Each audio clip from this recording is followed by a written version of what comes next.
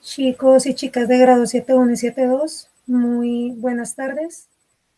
En esta oportunidad me conecto desde este mecanismo asincrónico para ofrecer la primera explicación relacionada con el segundo tema de tercer periodo, que es la reforma y la contrarreforma, ¿vale? De antemano pedir disculpas por los inconvenientes que se presentaron el día de ayer para poder hacer la clase de manera sincrónica. Pero pues precisamente por eso estoy grabando esta clase para pues poder clarificar algunas de las consideraciones a tener en cuenta para la guía y en nuestra próxima clase la siguiente semana profundizar más en los temas y en las dudas que ustedes tengan, ¿vale? Entonces, vamos a iniciar. Para comenzar, entonces voy a darle a la guía compartir.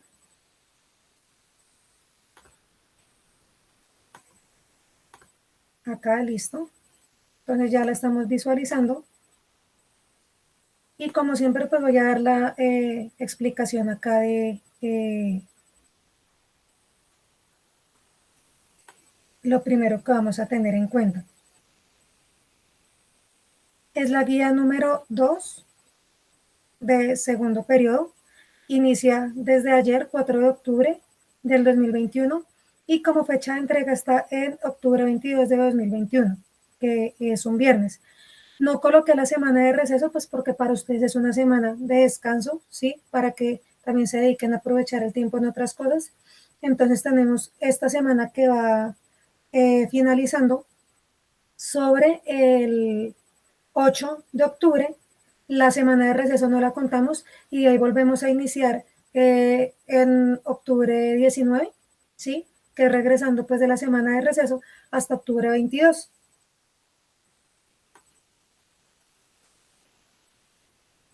Aquí dice que pues el tema como tal que vamos a ver, y ya les había dicho, la reforma protestante y la contrarreforma. Nuevamente pues los datos donde la pueden presentar, donde la pueden enviar, que es el correo institucional o mi número de WhatsApp. Y se les sugiere pues que en la medida de lo posible puedan entregar las actividades antes de la fecha sugerida o sobre la fecha sugerida, en este caso el 22 de octubre, para pues poder tener un mejor resultado a la hora de evidenciar los procesos. Entonces, ¿qué es la reforma protestante? La reforma protestante, como su nombre lo indica, es un cambio que ocurre en el Renacimiento, ¿sí? Finalizando la Edad Media y en esa etapa que ya vimos en nuestra guía pasada, que es el Renacimiento, muy relacionada con lo que tiene que ver con el arte grecorromano y toda la influencia que tuvieron los griegos y los romanos en la antigüedad, ¿sí? Entonces en el Renacimiento como que se intenta retomar esos principios que tenían estas culturas, ¿ya? Y traerlos a un nuevo espacio de tiempo que es el siglo XV y mediados del siglo XVI. Entonces, ¿qué ocurre acá? Resulta que en el siglo XVI, Europa, sí, el continente europeo vivió una revuelta religiosa encabezada por un alemán que se llamaba Martín Lutero. Martín Lutero era un sacerdote católico en ese momento y a esa revuelta o a esa revolución pues de las ideas se le llamó la Reforma Protestante. Uno de los principales reformas o de los principales cambios que sugirió Martín Lutero era que pues la iglesia cristiana, o sea, el cristianismo como tal, dejara de tener como centro al Papa Católico, cuya ubicación se encontraba pues en Roma, en la ciudad de Roma, y no tuviera el poder total sobre la manera de llevar a cabo la fe en las personas, ni de cómo enseñarle la doctrina o la manera de llevar la fe a los cristianos. Y también que la corrupción religiosa que había sido característica en la Edad Media fuera aniquilado o desapareciera de manera total. ¿A qué tipo de corrupción? A todo lo que tiene que ver, por ejemplo, con lo que les explicaba en clases pasadas, de el poder que utilizó la iglesia para apoderarse de tierras en nombre de Jesús, guerras que se proclamaron, por ejemplo, todo lo que tenía que ver con Tierra Santa para apoderarse, sí, económicamente de terrenos y demás en nombre de Dios, etcétera, etcétera, ¿cierto? Y algo que vamos a ver ahorita más ratico que se llama la famosa venta de indulgencias. Entonces vamos a ver un poco de qué se trata eso. Acá dice que Martín Lutero, pues es este señor que sale acá, así se representa particularmente en las obras de arte de la época, escribió algo que se llama las 95 tesis. Esas 95 tesis fueron publicadas en el año 1517. En ellas, Martín Lutero defendía la fe cristiana como el motor esencial de la religión y se contrapuso a, como ya les decía, la manera en que el cristianismo católico trató la fe durante la Edad Media. Entonces hubo diferentes causas que conllevaron a que finalmente se desatara una confrontación tanto entre los cristianos protestantes, es decir, que estaban a favor de la reforma, y aquellos cristianos católicos que querían que la religión siguiera tal y como estaba, ¿sí? Acá no tenemos, por ejemplo, la intromisión de lo que vimos en el Cisma de Oriente, que es los cristianos ortodoxos. Ellos no tienen como nada que ver acá en este momento de esta segunda ruptura que hay al interior del cristianismo, pues porque la primera ya lo habíamos visto el periodo pasado y fue el cisma de Oriente. La segunda ruptura al interior del cristianismo pues es esta, relacionada con la reforma protestante. Entonces, aquí nos dice que una de las principales confrontaciones que hubo fue que a los reformistas comenzaron a tacharlos de herejes, de brujos, de estar contra la fe y contra Dios, y por eso comenzaron a perseguirlos, al estilo propio, por ejemplo, de la etapa y la época de la Inquisición. Entonces, como ya había dicho más arriba, una de las principales tesis o de las principales formas de hacer contrapeso a la manera en que el cristianismo católico estaba llevando el estándar de enseñar la fe, tenía que ver pues con la corrupción.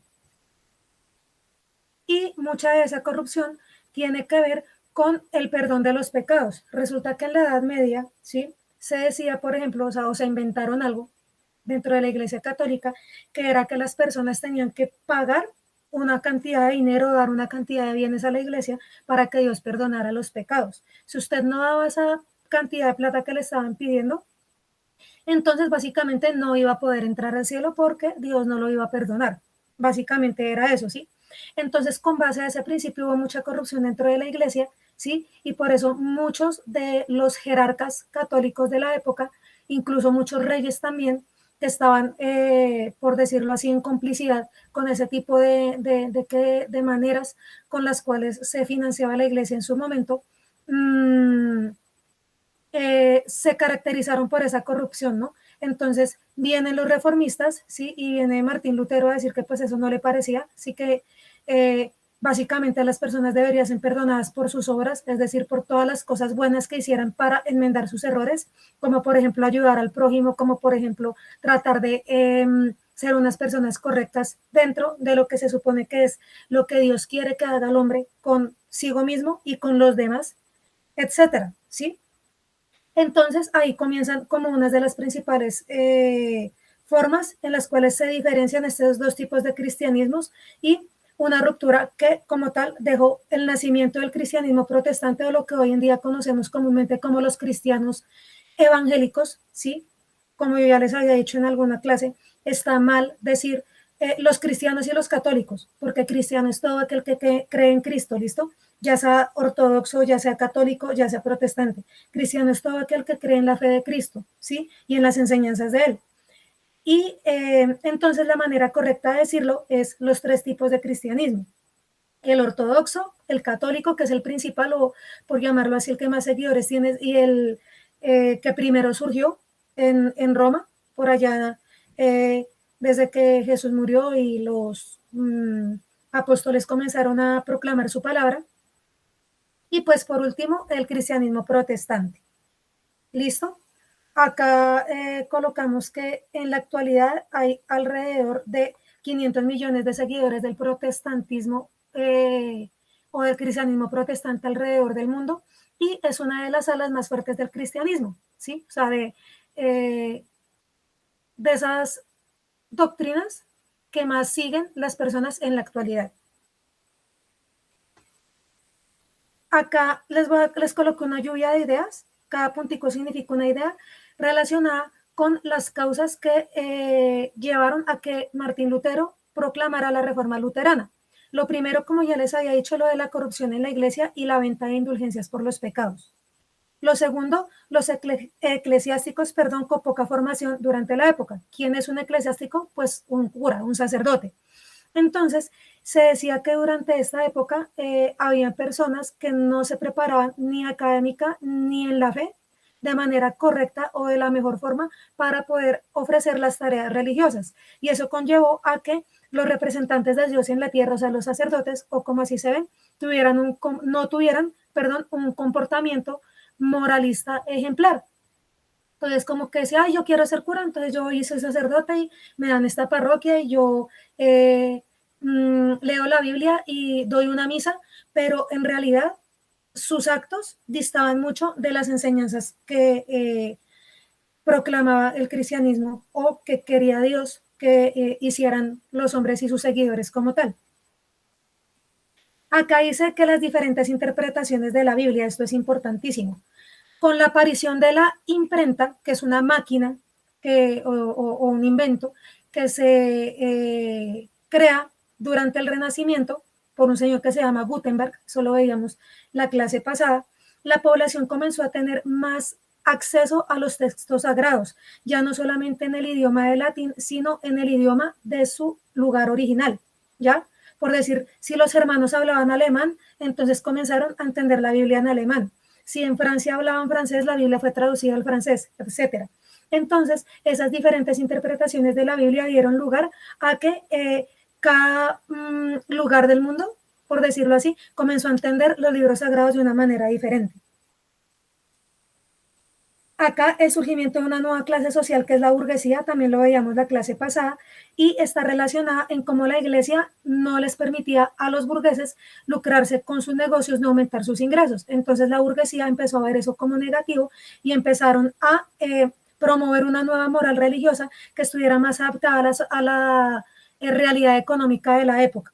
¿Sí? Entonces, los burgueses comenzaron a identificarse con el espíritu del protestantismo y no con el espíritu de la iglesia tradicional católica, y de esa manera como que empezaron a volverse protestantes y no a seguir las doctrinas muchas veces del cristianismo católico, por lo mismo que les digo, no les permitían de entrada tener acceso a la economía y a muchos bienes de los que ellos necesitaban para fortalecer su clase social, dejar de ser la clase media a ser una clase alta, mucho más cercana a la nobleza.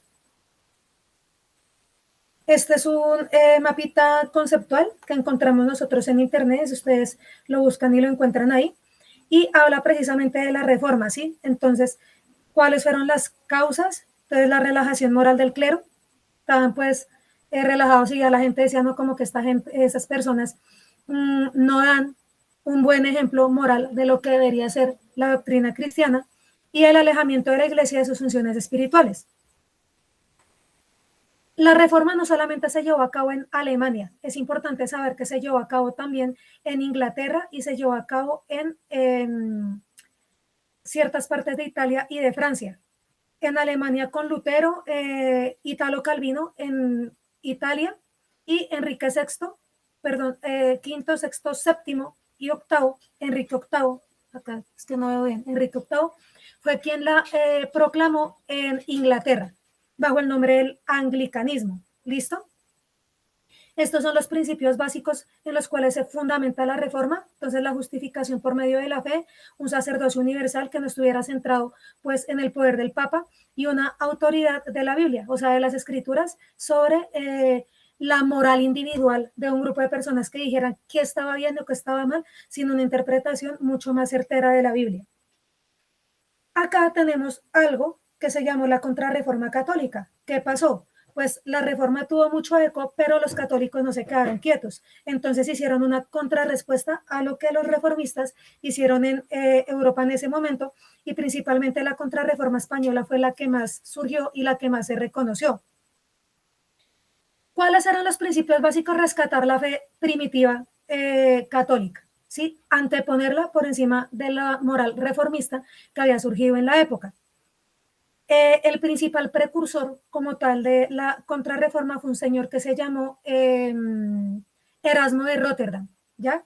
Y bajo esos principios se decía que la salvación por medio de la fe y de las obras, los sacramentos y la misa, la lectura de la Biblia por los sacerdotes, más no por las personas, y la formación y la disciplina del clero eran las bases de un buen cristianismo. La orden de los jesuitas en España fue la más reconocida, por eso la orden de Santa Teresa de Jesús es la orden religiosa, valga la redundancia, más importante que va a tener protagonismo durante esa época, ya que son estos jesuitas los mismos que llegan en los barcos con Cristóbal Colón y todos los españoles en la época de la colonia a conquistar América. Entonces, para que ustedes lo tengan claro, en el momento en el que España o los españoles principalmente llegan a conquistar de México hacia abajo, a nosotros no nos llegó la reforma, a nosotros nos llegó fue la contrarreforma sin reforma. O sea, sin ni siquiera haber tenido el espíritu reformista como tal, ya, para haber tenido la oportunidad de ver o interpretar el cristianismo de otra manera, sino de una vez la contrarreforma católica con todo lo que eso implicó, como la orden de Jesús y el regreso nuevamente de la Inquisición. Es por ello que la Inquisición dura en América hasta principios del siglo XVIII, particularmente, donde se proclama la contrarreforma en algo que conocemos como el Concilio de Trento, que es una reunión que hace la Iglesia Católica del momento en Italia sobre el siglo XVI, mitad del siglo XVI, y acuerdan que hay que darle con toda pues a estas ideas reformistas porque tras derechos, o sea, aparte de todas las consideraban antimorales y heréticas. ¿Sí? Todo lo que, pues acuérdense que lo herético o la herejía tiene que ver con la brujería y con las tentaciones del diablo o del demonio. Y hasta aquí vamos a dejar en este momento. Ya las consecuencias de la reforma protestante las vamos a ver en nuestra próxima clase, ¿listo? Que es esta parte que está acá. Sin embargo, recuerden que ustedes pueden ir leyendo. Es importante que lean la información que hay en las guías, porque muchas personas ni siquiera leen y se van de una vez a mirar a internet y eso no sirve, porque las ciencias sociales se tratan es de pensar, de que usted analice un tema y con base a lo que piensa de su criterio establezca una comparación, establezca una forma de pensar, establezca una teoría, si se quiere, acerca de las cosas que se le están enseñando. No sirve de que usted copie y pegue como, ay, entonces yo cojo de internet y anoto y ni siquiera sé verdaderamente qué es lo que me están preguntando, ni siquiera hice un análisis concienzudo acerca de las temáticas. Bueno, para que lo tengan muy en cuenta. Acá está como tal el vínculo de internet donde saqué alguna de la información que está consignada en la guía y acá están los 4 puntos que vamos a trabajar. El primero es que con sus propias palabras, en un solo párrafo, o sea, en 5 renglones, me va a decir qué es la reforma y qué es la contrarreforma. En la segunda, va a elaborar un cuadro comparativo entre la reforma y la contrarreforma con sus respectivos dibujos. O sea que si usted va a comparar 5 aspectos de la reforma con 5 aspectos de la contrarreforma, tiene que hacerme 5 dibujos. ¿Listo? Eso es básico y es primordial. En la tercera pregunta, o en la tercera actividad más bien, vamos a elaborar una historieta explicando las principales características de la reforma y de la contrarreforma. ¿Por medio de qué personajes? Tanto de Martín Lutero, que es el protagonista de la reforma, como de Erasmo de Rotterdam, que es el protagonista de la contrarreforma.